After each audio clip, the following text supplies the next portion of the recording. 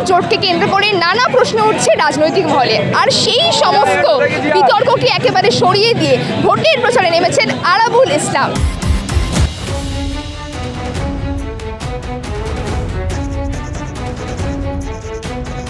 আমি ওর কোনো গুরুত্ব দিতেই চাই না, ওর নাম নিতেও চাই না। আমার জুনিয়র যারা তাদের বিরুদ্ধে আমি কিছু বলবো না। ক্যানিং ভাঙড় দুটোই আইএসএফ জিতবে, নওশাদ সাহেব ভাঙড়ে জিতবে, ক্যানিং পূর্বে আরাবুল জিতবে।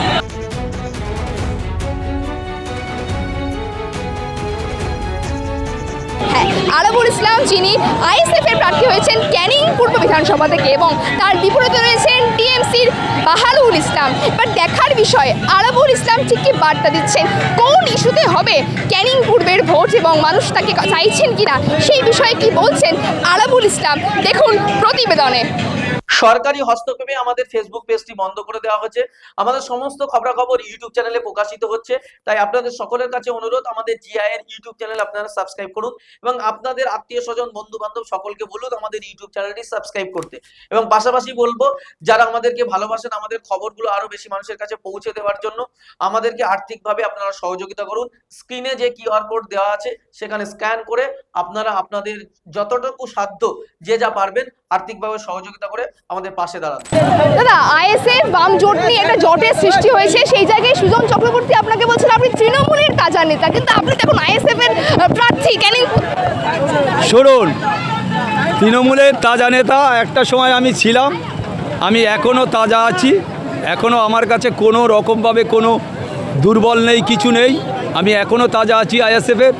আগামী দিনে আপনারা দেখবেন এই নির্বাচনে ক্যানিং পূর্ব বিধানসভায় আইএসএফের কর্মী, আমার কর্মী ভাইরা যারা আছে বুথে বুথে, তারা বিপুল ভোটে জয়যুক্ত করাবেন আমাকে। ইতিমধ্যে আপনারা দেখতে পাচ্ছেন যেভাবে মানুষরা আমাকে আশীর্বাদ করছে, দোয়া করছে। আমি জানি যে মানুষ আমাকে দোয়া আশীর্বাদ করছে, আমি নিশ্চয়ই এখান থেকে বিপুল ভোটে জয়যুক্ত করব। আপনার বিপরীতে রয়েছেন আপনারই প্রাক্তন দলের একজন সদস্য বাহারুল ইসলাম। বাহারুল ইসলামকে কিভাবে প্রতিদ্বন্দ্বী হিসাবে দেখছেন আপনি? আমি ওর কোনো গুরুত্ব দিতেই চাই না, ওর নাম নিতেও চাই না। আমি ওর কোনো গুরুত্ব দিতে চাই না, নামও নিতে চাই না। আমার জুনিয়র যারা তাদের বিরুদ্ধে আমি কিছু বলবো না। আশীর্বাদ করবেন। পূর্বে মানুষ ভোটে জেতার পর আপনার কাছ থেকে কি আশা করবেন? আমি সব রকম ব্যবস্থা করব, যা যা মানুষের চাহিদা আসছে আমি চেষ্টা করব মেটানোর জন্য।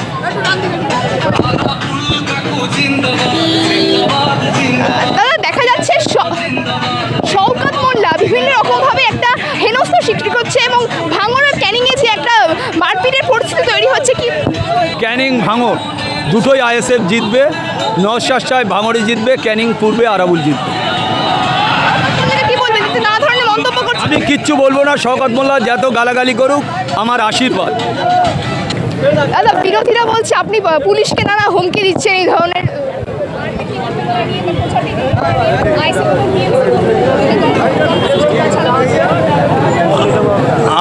আমি তৃণমূল কংগ্রেসের নেতারা থানায় গিয়ে ওসির গালের কাছে চড় নিয়ে যায়, সেটা অসুবিধা হয় না।